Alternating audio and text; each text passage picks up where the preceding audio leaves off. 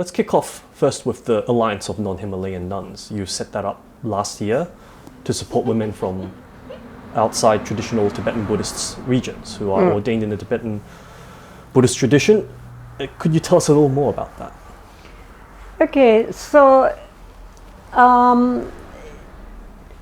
as you say, this is an alliance which is set up for women both from Asia and from the West who are ordained within the Tibetan Buddhist tradition. So if you are a nun, say, coming from Tibet or the Himalayan regions like Ladakh, Nepal, Bhutan, when you get ordained, then you are naturally absorbed into a monastery, usually belonging to your ordaining master. He will say, now you go and join this nunnery, you go and join that nunnery. So then from that time forward, you belong to a community of nuns. You are being trained as a nun, and nowadays also there is usually an educational program as well as a practice program. You are supported, you are clothed, you are fed, you are housed. If you're sick, the monastery, the nunnery will take care of you. But for all of those who come from outside of Himalayan areas, although it's still very easy to get ordained, I go to the Lama, I say, Rinpoche, I really want to be a nun. He says, oh, very good, merit from the past. Come back tomorrow and I'll give you, go out and buy yourself some robes, get your head shaved and come back. And so they come back and he gives them a name and says Tashidele, and that's it. There's nowhere to go. Right. There's nobody going to take care of you. There's no one going to support you. There's no financial backup. There's no sangha. Right. There's no training. So women imagine that by getting ordained, they will therefore become part of a sangha. And they discover that they've never been so alone. Right. Because they don't belong to the lay people anymore, but they also don't belong to a monastic group. And in addition, if they are, sometimes the Lama will send them to their Dharma centers, to run their Dharma centers in the West or in Asia. But those Dharma centers which have been set up by the Lamas are not supported by the Lamas. Right. They are supported by the lay followers and often by the nun herself, yes, who is running it. So she has to find, the rent, the electric bills, all, and give teaching, even if she doesn't know much, and do all the work, and raise funds to invite the Lama from time to time, and raise funds to make offerings to the Lama, which the Lama will then take back to his monastery in India and Nepal. And meantime, the lay people will not normally even consider, how is this nun living? I mean, just recently, a Chinese nun who is ordained in the Tibetan tradition, she was saying how she goes to visit, I won't say who, where, but quite distance. She has to go, several times a month to give teachings there and help there. Nobody pays her fare. Right. Nobody makes her offerings. If she were a monk, especially a Lama, everybody would do everything. But because she's a nun, they assume she has somehow or other has magical private sources. She's just living off her savings. Yeah. And so she never gets any support. And this is so she's an Asian. And the same happens in the West, that so many nuns, they have to go to work. There are some horror stories about that, aren't there? Well, I mean, it's not good enough. Yeah. The Tibetans now have been out of Tibet nearly 60 years. They're very well established. And, they're actually quite wealthy. Yeah. And yet people, lavish money on these already very wealthy monasteries, and they never think about not only Himalayan nuns who also don't have that much compared, but especially the non-Himalayan nuns. And what is not just that, it's that most of these women, unlike in traditional monasteries where you enter when you're a child or when you're an adolescent. So often you're not really entering a monastery because of any particular devotion. You're just put there, or it seems like a security. Right. And for the girls, it's an option not to marry. Right. But these women coming from Asia and from the West, they're highly educated, professional women. Many of them have been in relationships before, so they have a lot of understanding of the world. Yeah. They are really renouncing. They're giving up something. Yeah, they're renouncing for real. They're actually renouncing. They've got something to give up. And they really are going forth in faith, as the Buddha requested. And yet, there you are, giving up everything for the sake of the Dharma. Here I am, with all my background, all my accomplishments. I'm ready now to give this for the sake of the Dharma. Nothing. Yeah. They are not trained. They are not helped. They're not encouraged. They're just left flat. Your main priority is to raise funds for the Lama. Right. That's it. It's not good enough. Right. That's a nice segue into female lay practitioners, because we've talked about briefly just about the lack of support for monastic female practitioners in non-traditional Buddhist countries. So what about their lay counterparts? Because there are generally very few places or conditions for them to do retreat and training. What's your perspective, and does the Alliance of Non-Himalayan Nuns play any part in this, or is it up to someone else? We're not really. I mean, we first start ourselves have no funds. Right.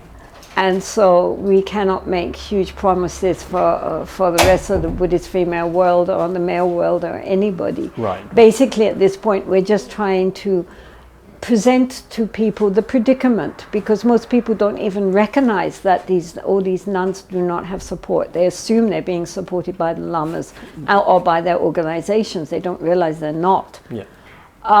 So for lay women or lay men, the same problems that many times they go to the teachers say, yes, you should go off now and do your preliminary practice, your ngundro, or you should go off and do this, you should do that.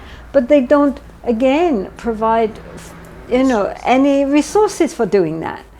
And certainly in the West, retreat centers cost a fortune. Yes, that's always the complaint now. They cost upwards of they 500 even just US to go dollars. and listen to a Lama talk costs a fortune. Yeah. And so the irony of, on the one hand, Buddhists should, live very simply and not be ambitious and not think about money. On the other hand, in that case, you can't afford to go to any Dharma talks or do retreats, because it's all intended for kind of upper middle class, affluent. Yeah. So that's not the same in Asia, but in the West, it's a big problem. Right. And even in India, although the lamas, Chapsuchi, I mean, yes, they've built wonderful monasteries, and they've done incredible work re-establishing the Dharma and spreading it throughout the world. I mean, really, I pay deep respects. But people want to do a retreat. Right. There's nowhere to do a retreat, and especially for women, where is you've got to be somewhere which is not only quiet and conducive, but also safe. Yeah. And very little thought has been given to that. I mean, a lot of energy and money and resources given for building big monasteries, but almost nothing as far as practice centers for the students, not just the lamas, but the students, lay students and monastics, to actually have somewhere where they can go and feel safe and practice. So again, it's certain very crucial things which are needed are up to now not in place at all, nor have they really been thought about. Let's move on to the topic of India, actually. How is the growth of female practitioners in the Tibetan Buddhist tradition, both lay and monastic, looking in India from your perspective? What factors are cause, do you think, for optimism, pessimism? Well, I mean, to be honest, nowadays very few Tibetan refugee, those who were educated in India, are becoming monks and nuns. Almost none. The monasteries and the nunneries are filling with young people coming from the border regions like Ladakh, Bhutan, Lahul Spiti, Kinur. I mean, most of our nunnery is Kanuri. Nepal. The only Tibetans we have are who came from Tibet itself. Now the borders are closed, so they cannot come anymore. So Tibetans are not moving from Tibet, but originally they could, and they would join the monasteries. Now no. And those that were born, as I say, in India and educated in the Tibetan schools in India don't become monks and nuns. So there is going to be quite a crisis soon. As also in those border regions, they are becoming very affluent. Right. Because of various things in Lahul, because potato crop, Kinur, because of apple crop, they're really quite wealthy. And so now they are having much smaller families. You know, when you had 8 children, then you put a few in the monastery, as in the Catholic countries. Nowadays, you know, you're only having 2 or 3. You don't want them to join a monastery. You want them to go to college. You can afford to. You don't send them even to government schools. You send them to private schools. Then they go to college. Then they become superintendents of police or district commissioners or doctors or college professors. Many of them also enter into the business community because Absolutely. they're now doing business. They made a lot of money nowadays. So they're very wealthy, and they don't want to be farmers. Yeah. Except to grow, get Biharis and Nepalis to come and work their apple orchards. So I think in the future, as the next generation again of these affluent Himalayans, unless something is really done to get people interested. The other problem is that they go to these schools. Now they're either Christian schools, right, or Hindu.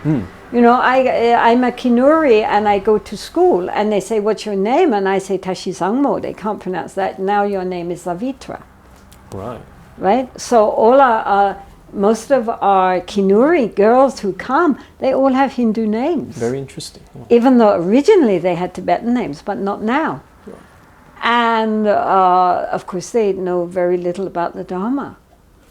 So these cultural shifts as well as economic shifts that really seem to be taking away the sort of traditional incentives for a family to send a girl to another. Absolutely. I mean, it's still there. I mean, recently we went to Kinur with some of our nuns, and I was giving Dharma talks. Nuns were doing rituals, and we got a tremendous response. The people just loved it in those valleys, which are still Buddhist. But nonetheless, I think in the next generation on, as the older people die out, as you're saying, and the younger people take control, I think that Buddhism is very challenged, because also now with the government in India there's a big thrust towards Hinduizing everything, and Buddhism is just a subsect of Hinduism, and people don't know, you know, that's what they're told, so that's what they believe, and there's a tremendous upheaval going on now, and it's not too noticeable yet, but in the next 20 years it will really, as the older people die out, the younger ones come to the fore. I don't know what about Buddhism in these Himalayan regions. Onto something a bit more general. When discussing the need for greater involvement of women in Buddhism's traditional structures and institutions and power broking networks, all that sort of thing, what arguments or evidence do you use to convince people with more skeptical or conservative instincts? I mean, I have to say, to give them credit, that although, and I can only speak from the Tibetan tradition, but certainly, although for up until 25 years ago, traditionally women were not educated, and nuns especially were not educated, and it was considered inappropriate for the poor little darlings to, use their heads too much. And especially debating was regarded as a very aggressive male activity, which the nuns, sweet little things that they are, would never want to do. And this total non-appreciation of where women are really at. So up until very, very recently, it was just taken for granted that, of course, nuns, mostly they learned a few very simple pujas and served the monasteries and prayed hard to come back in a male body next time. Right. And so maybe 25 years ago that began to change because of people like Lekshe also, Lekshe Somo, going to the Buddhist dialectic school and studying Buddhist philosophy, doing debating and so forth, and the nuns seeing that and saying, wait a minute, we were told nuns couldn't debate, and she's debating, what? And her also saying, yes, you can, girls, and getting older students from the Buddhist dialectic school to start teaching the nuns. And then gradually that just took off, right, very, very quickly. Right. And so now almost all nunneries have a study program. And also in Tibet, that's for dialectics, happening. debates, all those. The dialectics, debates, they have sessions, like month-long sessions where all the nunneries come together to debate each other. Right. And even sometimes the nuns debate the monks. Yeah. And now nobody thinks that's strange at all. That's fantastic. That's good. And I have to give the monks credit that the geshes and the khenpos and the genlas and the monks really took it to their heart to teach. And they loved teaching the nuns. And they are the ones who have been most encouraging in, for example, the Gelugpa tradition, that these learned nuns go forward and become geshe-ma. Yeah. That they don't, the nuns were saying, oh, we don't need to be a geshe, that just shows pride. We don't want to, it's enough that we have the learning, we don't need a title. And it was the monks who said, oh, yes, you do need a title. And, just as we monks become geshes, you have to become geshe-ma. So actually, because even within conservative or so-called traditional structures, you will find liberal-minded or people with instincts that lean towards a more an open. Well, the question of education never received blocks. Yeah. Once it was taken on board that nuns actually are perfectly capable, just as in the secular universities, the Tibetan girls were doing so well. Yeah. Once it was recognized that actually women are the nature of wisdom, yeah, and therefore they are perfectly intelligent, I never noticed that there was anybody arguing against it. Even the most conservatives felt, no, it's quite right. They should be educated, why not? Yeah. That has never been, once the idea took on, there has never been any opposition, and monks were very happy to be sent to teach the nuns, and they have done very well at it. There's not been any scandals as far as I know, and they've always been extremely encouraging to the nuns. I'm very proud of them. Excellent. That's never been a problem. The problem comes with the ordination. Right. That's the resistance has been really very, very interesting. That's when because the it wasn't with the education at all. Yeah. Once they got the idea, they were so enthusiastic. Yeah. More than the nuns almost. Yeah. But when it comes to the bhikshuni ordination, it's really something changes. The underlying resistance in all traditions has been really quite interesting, because of course nobody wants to admit it. Well, some do, but mostly they don't. They all say yes, yes, yes, wonderful, we should do that, and then immediately come up with all the objections and how these are insurmountable objections, and we're really sorry, it would be so nice, but it's not possible. Whereas other scholars have shown actually it is perfectly possible, and that the fault, if there is one, is very minor, Yeah. and that it could definitely be done if you want to. Yeah. So that's where it's been really interesting. I mean, 30 years now. I was ordained in Hong Kong 40 years ago. Yeah. And the situation really hasn't changed. Despite conferences, researches, so many scholars really putting their heads to it, really looking into it very, very deeply, but still nothing has moved. Basically, it's still the same thing. No, you know, it would be very nice, but it's not possible. Then it's clearly not an academic problem. It's not a scholarly problem. We asked one very eminent geshe, I won't say who for his sake, but somebody asked him, what is the problem? And he said, fear. The monks are afraid that if the nuns come up, that means the monks go down, which is nonsense. You know, instead of seeing that the nuns coming up will just enhance the Dharma, and it's not like a cake, you know, you get a bigger slice, I get less slice. I mean, the Dharma isn't a cake. And it would just, at this time especially, it's so important that the females come up and that they take a hand also in promoting the Dharma. That this very patriarchal fear that, you know, if women get strong, men are going to get weak.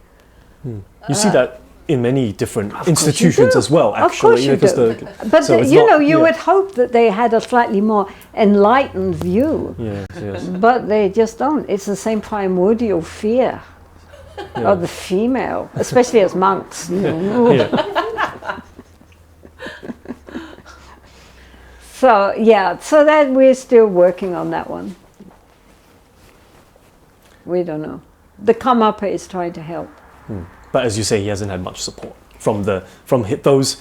He can't act unilaterally. He has. Well, he has. I mean, it's going to take a lot of discussion and a lot of thought. He says he's going to go ahead, but he needs also to be very cautious. Yeah. Because everybody will be looking at him and picking holes. So we need to be very careful how it's done, because you can't use these nuns as pawns. No. You know, we have to make sure that everybody will agree that this is a valid ordination. So for that it needs a lot more thought yet. But His Holiness understands that. And he's willing to listen to, you know, those who are experts in the field. I hope it can happen, because that will open the door if it's done properly. It's about time. You know? So another thing that occurs to me that recently I read some Dalai Lama has an interview with BBC, and then he mentioned again that he did this interview several years ago, and he mentioned that the next Dalai Lama, if there will be one reincarnated, it can be female. It's good if it is a female, and it should be attractive. I'm sure you know that one. So there's a lot of misinterpretation, and then people say, okay, well, so you know, His Holiness is being a little diplomatic. He knows perfectly well that if he were to be reborn as a female, he would never be recognized. There is no way that those tens of thousands of monks down south, what to speak of the ones in Tibet, would ever acknowledge a female as their head. He knows that perfectly well. But in order not to be, from his side, he would be perfectly happy to be a female. But he knows perfectly well that his monastics would never, never, never, never accept a female as their head. They're not ready for that yet. So I don't think anybody has to worry whether she would be attractive or not attractive. They would never, they would all say, oh, mistake, forget that one, and look for somebody else. Male. Yes.